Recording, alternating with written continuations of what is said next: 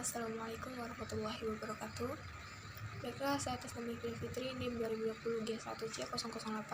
Saya anak mahasiswi KPI, Komunikasi Penyiar Islam, Universitas Muhammadiyah Mataram. Baiklah, di sini saya akan membahas tentang hukum dakwah.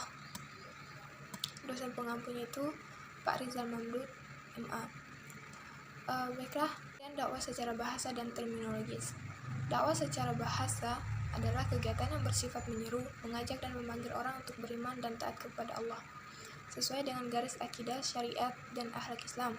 Kata dakwah merupakan masdar atau kata benda dari kata kerja da'a yad'u yang berarti panggilan, seruan atau ajakan.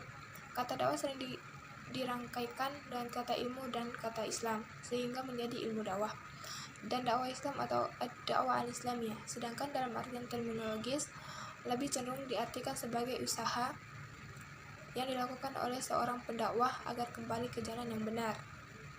Hukum dakwah pada dasarnya, berdakwah merupakan tugas pokok para rasul, diutus untuk berdakwah kepada kaumnya agar mereka beriman kepada Allah Subhanahu wa Ta'ala.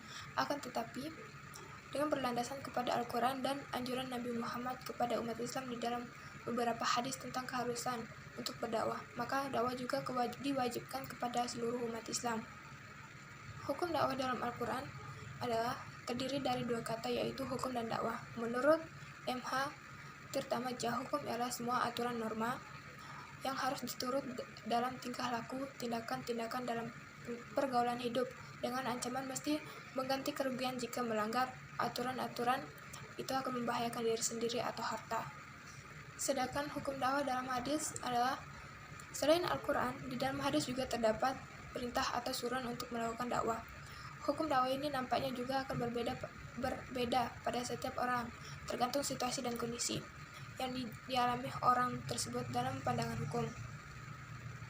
Abu Sa'id Al-Khudri radhiyallahu anhu berkata, "Aku mendengar Rasulullah Shallallahu alaihi wasallam bersabda, barang siapa di antara kamu melihat kemurkaan, maka hendaklah ia mencegah dengan tangan kekerasan atau kekuasaan. Jika ia tidak sanggup dengan demikian, sebab tidak memiliki kekuatan dan kekuasaan, maka dengan lidah. Dan jika tidak mampu dengan lidah, yang demikian itu adalah selemah-lemahnya iman." Kesimpulannya adalah hadis menyuruh umat muslim dan muslimat untuk berdakwah.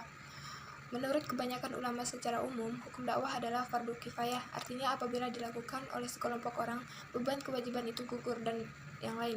Menurut penulis dakwah adalah fardu ain agar setiap muslim berbuat, menegakkan dan menyampaikan kebenaran, karena dakwah juga merupakan kewajiban bagi setiap muslim untuk menyampaikan risalah yang baik yang ada dalam Al-Quran dan hadis. Sekian, wassalamualaikum warahmatullahi wabarakatuh.